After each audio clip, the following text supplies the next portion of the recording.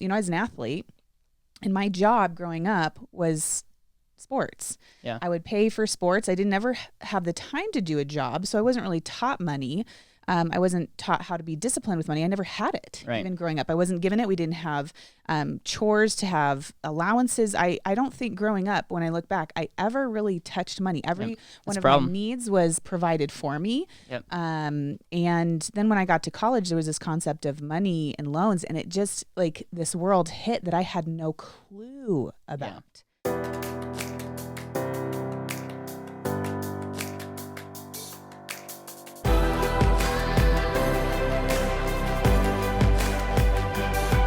This is BetterWealth with Caleb Guilliams. Welcome to BetterWealth Live. My name is Caleb Guilliams. And I'm Mariah Wood. And this is going to come out the day of recording.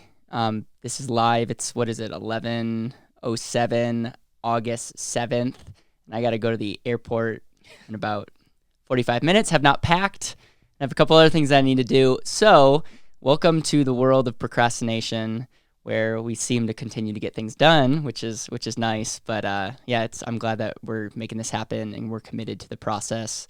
And I have yet another wedding that I'm going to this weekend. Right, absolutely. Lots of weddings. It's wedding season, even in the midst of COVID. That's one thing. It's I think Dan on our team, he's like, Caleb, you've been invited to more weddings in COVID than I've ever attended in my entire life.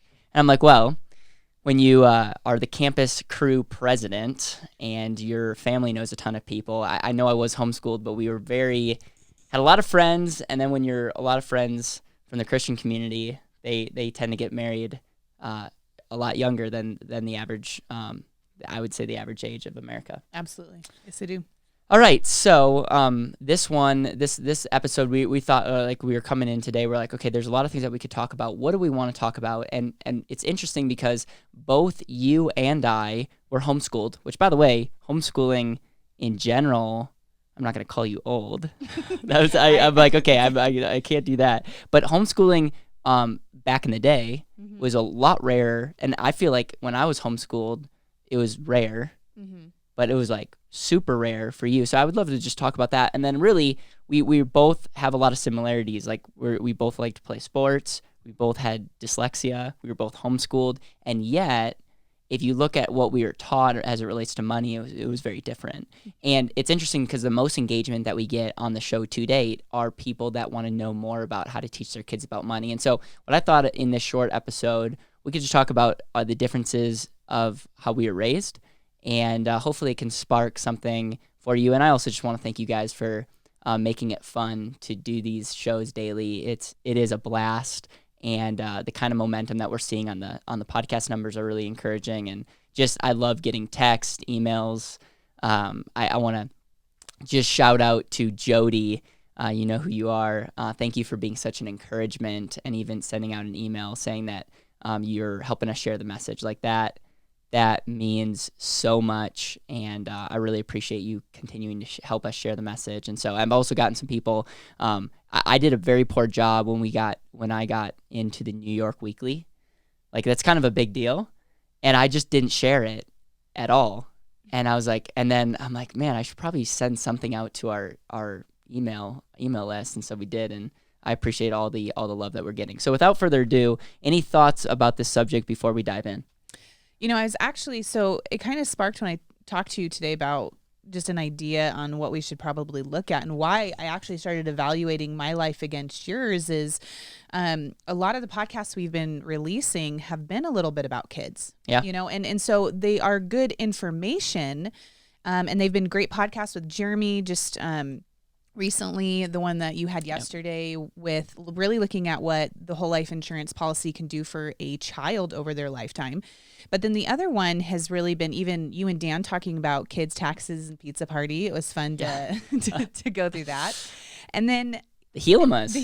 Absolutely. Oh, yeah. Absolutely. Yeah. And then I just kept thinking, like, you know, I sometimes in my life, I've always asked the question, what line didn't I get into to really understand something? Why don't I have that? And then so when I started really thinking about, you know, your path and my path and us having so many similarities, I just was like, where did our paths just completely split. And so I really do think that it would be neat to, before we start, just to really know that my heart is being in this company. My heart is to teach my kids. And you know, I listen to podcasts like Jeremy, Dan's, and that you guys have been doing with the Hielemas, and you can skip over it.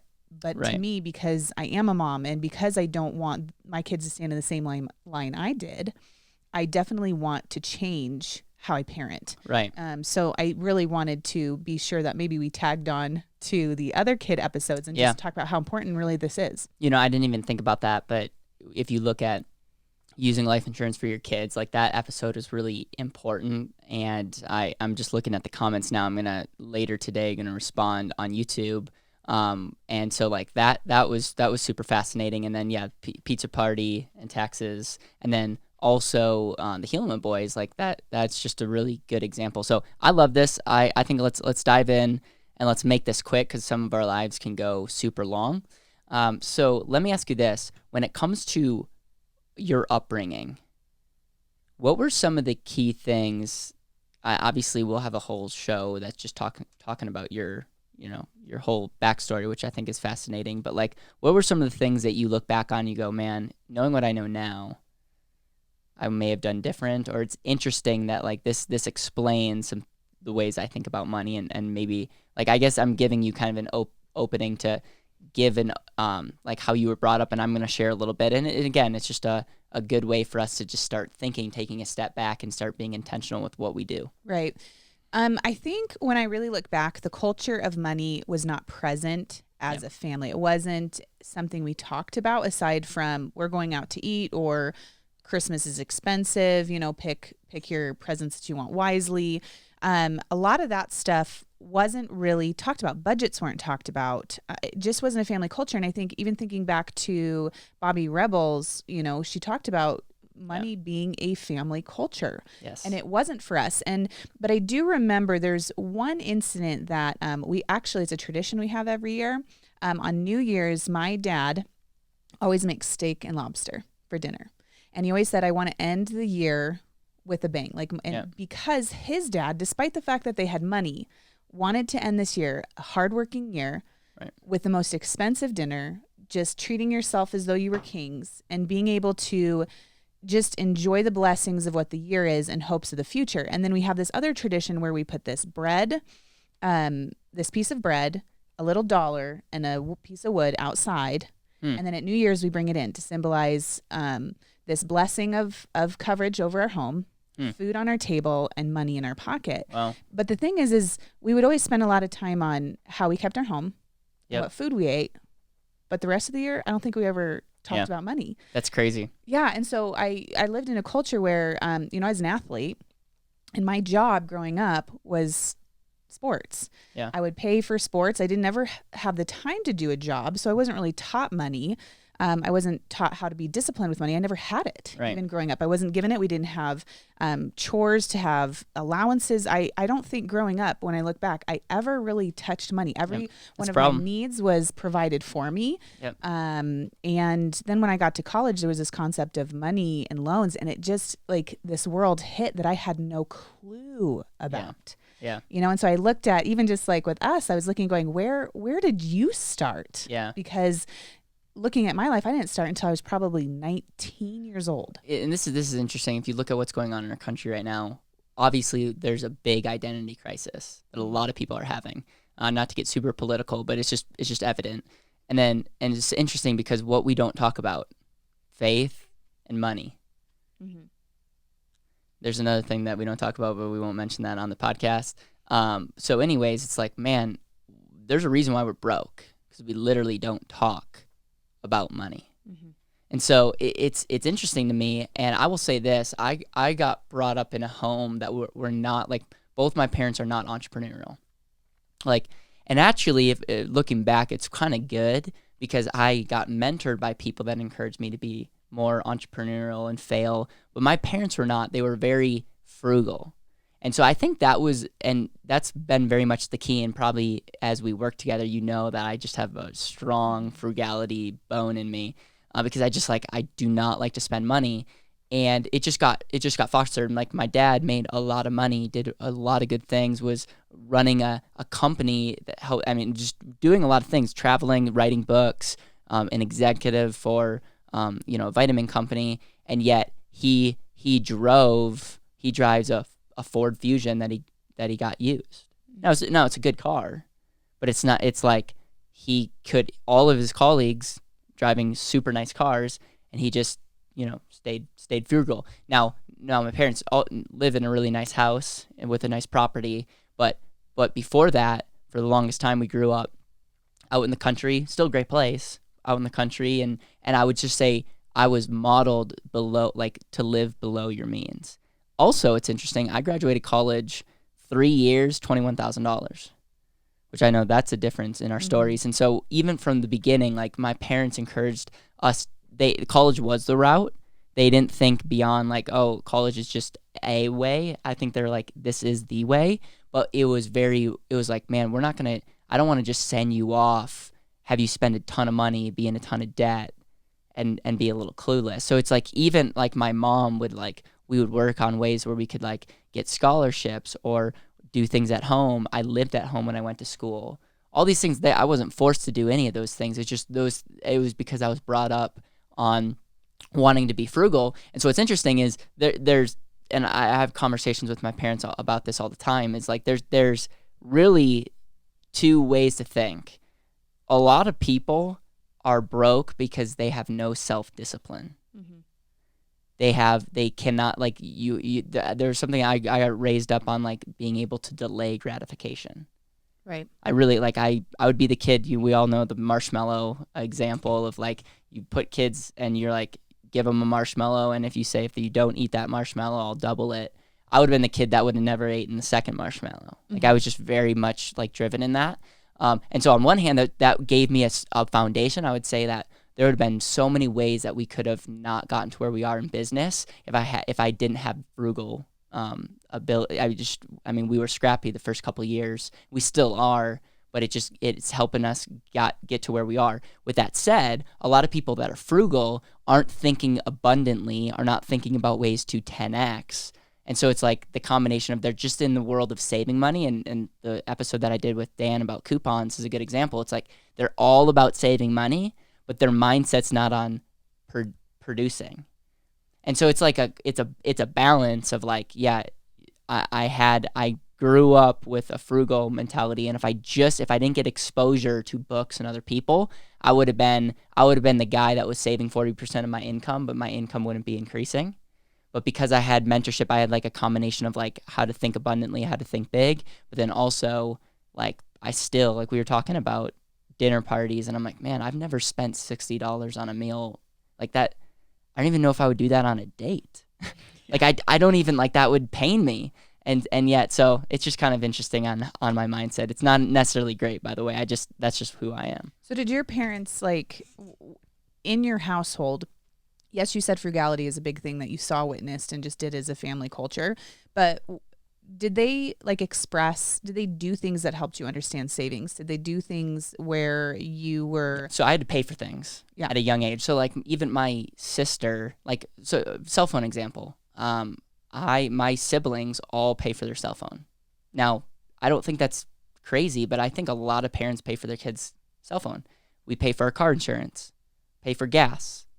So yes, we are taught, like, even my little brother, who's 12 years old, he works, by the way, 12 years old, he's working, he's cleaning and making money, not a ton, but he's getting that mentality. He has over $1,000 in a bank account.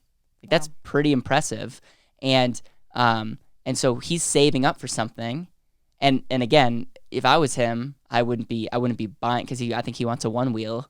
But the point is, he's starting to see values for things. And it's not like, that's good. If your kids can just grow up and start seeing the value of things and what they cost. I was the kid that wanted to, store that money and invest it. But the fact is, my brother is growing up and he's not going to be given anything. Now, again, some parents charge rent for their kids. I didn't have to pay rent after 18. So it's just, I think it's like, there's not it's not black and white here. It's like, my parents may have charged rent if they didn't think I was like just if I was just sitting around not doing anything, but they saw like, man, this kid has a mission, and we actually like having you home, and you're barely home, and they had the room. So it's just I think it starts with conversations and teaching your kids how to handle money. Right. You know, it's interesting because your family created just a culture, even just that around money, which is, it's really hard because like you said, your brother is the same age almost as my daughter. Yeah. That's crazy. You know, and it's one of those things that, I'm an educator. And so it's really interesting how sometimes, and this is me guilty as well. So this is me just confessing as well. Sometimes I assume my children learn by just watching or observing me do things. And I remember, so this is one of those things, funny story. My dad, when I got my car to go to college, my first car, didn't ever really have to. My dad was always my coach driving me places. I never had to drive. So when I got my car for college, something was wrong with it. And he's like, well, Mariah, you have to change the oil. And I'm like, what is it? Like, I didn't do cars. I was a stewardess. Like I worked hard in school. I worked hard at the athletics. I never had to drive anywhere. Usually when we were driving, it was super early in the morning. So I was asleep or I was prepping or my mind was on the game. Like I didn't observe the car. Right. And I'm also not a car person. So that's probably like a big portion of it. But I remember just being like, something's wrong with the car. And I panicked because I felt really bad. I had this car. I needed to be a good steward of it. And I felt like I was doing everything that I knew how to do. And he's like, you have to change the oil. You know, you've watched me change the oil 1,000 times. Well, I hadn't. Yeah. You know, this idea that your kids learn by watching you. Yeah. And I'm like, oil, like, what are you talking about? Right. You know, and so he had to actually sit down and talk to me. And so it's interesting because I think something like finances that we use every day, we may assume our kids catch on. Right. But without instruction and without leadership in that learning, it's not going to sink in. So a question I have for you listening is, are your kids or the people that are looking to you, are they witnessing someone that has self-discipline? And one of the things that my parents did a good job is they explained what they wanted, they were going to do. So we never bought a car. I'm the first person in our family to buy a new car. And I think they were so disappointed in me. Is that the Tesla? Yes, so disappointed in me. And I was like, you have to understand, when I got the Tesla, it was such a hard decision for me. And there's a lot of reasons, I won't go on this podcast of why I made that decision, but it's like I was ingrained not to buy a new car. So, but that could be a whole nother episode. And I actually think they were like legitimately disappointed. It's no joke. But then the another thing is, like, when we would go to a restaurant, we would never get soft drinks, or soda, and okay, that was for two reasons, health wise, but like there's no way that they would pay for, like, I remember, like, no fries, no soda. I'm giving you this example. It's because this wasn't just like, I didn't come out of the womb like just thinking like this.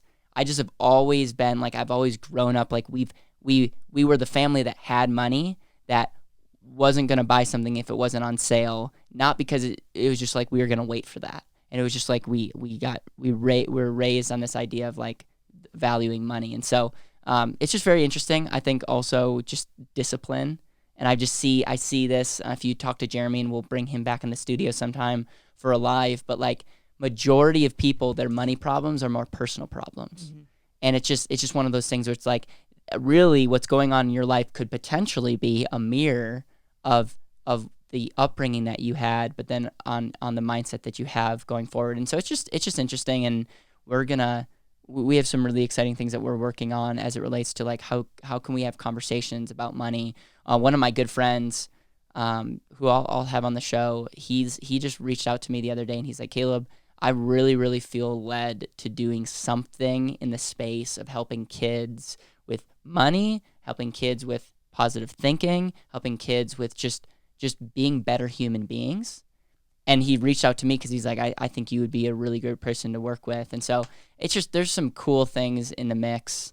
And I'm actually motivated to writing more books and creating more content that you can show your kids or show people under the age of 25 to just help them build a foundation. Because I also know that my upbringing, I mean, if you just compare both of our lives, like we had similar values, but so different just based on really one thing. I mean, because we both grew up in a family valuing faith, church family, service. Yep.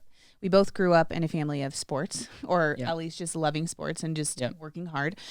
Being dyslexic, there's values behind that in homeschool, family, but our lives took a very different turn about college, about what we would consider adulthood, and a lot of it has to do primarily about the one subject of money. Yeah, and so do you want to talk a little bit about college? This could be a whole nother episode, but you'd probably say that was the if you had one regret, would you say that would be up there? Absolutely. Yes and no, because I think it's hard for me to take on that regret. Okay. I will take that regret on if I let my children do the same thing. And here's why, because I have a lot of student loan debt, a lot. And then so does my husband. And that is the thing that we feel is the biggest burden and the biggest struggle. And I remember having a conversation with my dad, and when his idea of what took place, and I'll back up to the story, is his word to me was, and my dad has raised me really well, my faith, my foundation. But when I told him where I was at financially with my student loans and why they were such a huge impact on like a house payment of what we're making, he said, if I would have known it was that much, I wouldn't have had you go to college. And yet I was under 18 when I went to college. I had gotten a scholarship. I had done what he had, our plan was to get a scholarship, but I went to a really expensive school because it would be close to home so that my family could watch me play, and it wasn't far away because they couldn't afford to travel. So I kind of emotionally chose a school. And I wasn't, by law 18 to sign a loan. Well, you just weren't. Is it fair to say that at 18 years old, Mariah was not thinking about long-term cost of things, debt? Oh, absolutely not. Payment, because I was raised to every need was always met, but I knew that my parents worked hard. We always worked hard, but we were always at that point where you work hard just to have enough money to pay that thing. Yep. So I did sports, but I always did a paper route, or I worked for a company hanging doorknob things so that I could make money for my sports. It was never for savings. It was always just to have enough to be able to do what we needed to do, bare minimum. Your whole living, and this is a test, for a good portion of Trevor and I's first marriage, living paycheck to paycheck, because there was no idea of savings, and we didn't grow up with the idea of savings. And so it was very much we're good because we have what we need, we're paying for what we need. And then when I got to college, my dad had to co-sign my first loan because I couldn't. Interesting, because you were under 18. I was under 18, but I had a whole bunch of freshman discounts. I had all these, all the discounts that come with your first year that they give you to make you feel better. And I had my scholarship, but he still signed, get this, ready? A $25,000 student loan for my first semester. Yeah. So, by the way, how many years ago was this? That was in 2003. 23. Sorry. Okay. Yeah. 2000. Yeah. That's great. Okay. There's some people doing the math right now. I'm sorry for giving you. Okay. Yes. All right. That was my high school year when I signed it. Yes. I know. I'm 35. I'll just say that. Okay. So anyways, I paid less for my 3 years of education. For my one semester. Did you live at your house or on campus? I lived on campus the first year because of sports. We literally had to be there at 5 a.m. and I was there doing night classes till 9. That was my first semester. So it was really interesting to me later in life when I played it out. There was this part of me that my heart broke because I don't know or think that my dad really had even in his head, because there was this loan, which he didn't have when he was in college, that could pay for your college. And it's great. I mean, I remember him looking, going, you're going to have to pay this back. You know that, right? But I didn't have opportunity costs. I didn't have rates in my head. And what did you go to school for?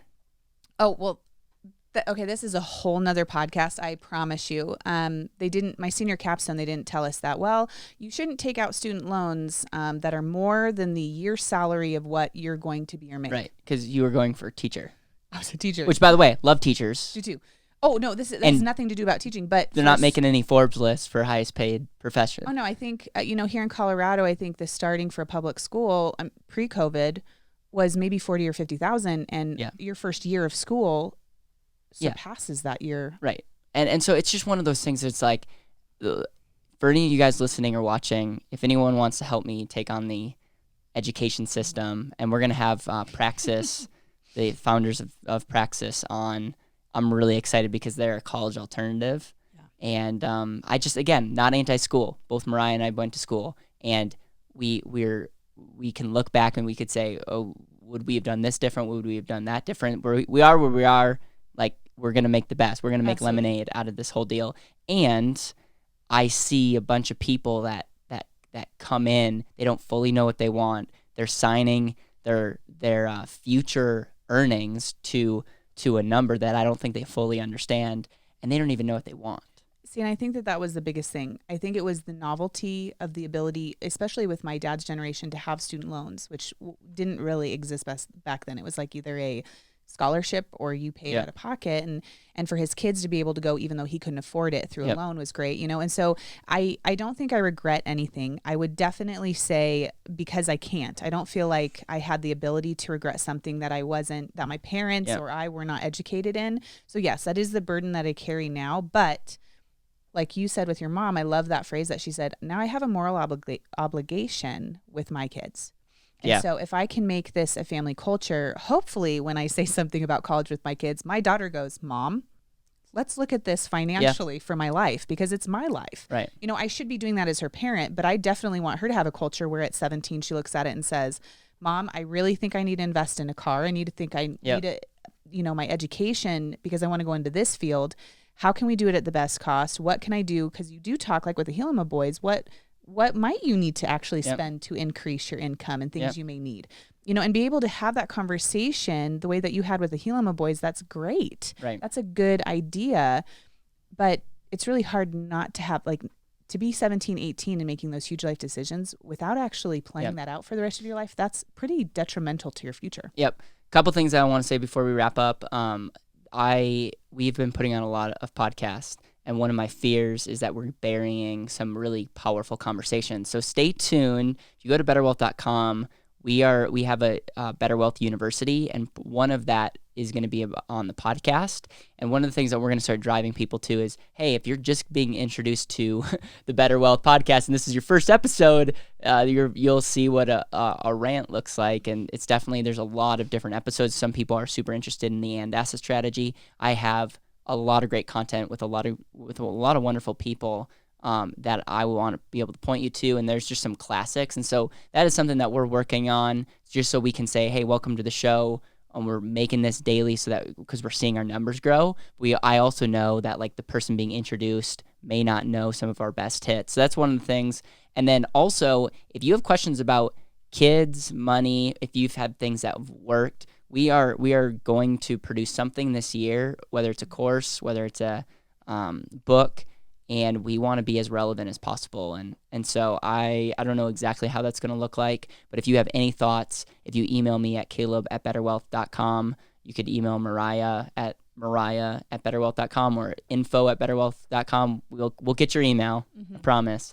And yes, I am very excited about that, and just excited to see our numbers continue to grow. Our YouTube is growing slowly but surely. Mm-hmm. Every day we're getting a few subscribers, so we're up to 614 subscribers. So that's awesome and exciting. Any final thoughts? I know what you're talking about, and I know my heart is that. My heart is both education, and my heart is both generational, especially as a mom of young kids. I will piggyback on Caleb and say, please email us, because we want to provide. Our whole purpose of Better Wealth is to provide better wealth in every area. And we're not the best parents. We're not perfect parents. We're making that decision to be better. And what we want to do is be able to also offer that to you as a community. So my heart, in my process of learning how to educate my children in this, I know that there are parents listening who need that too. And so we want to be a support. We want to do life together. And we want to take the wisdom from those who are doing it well.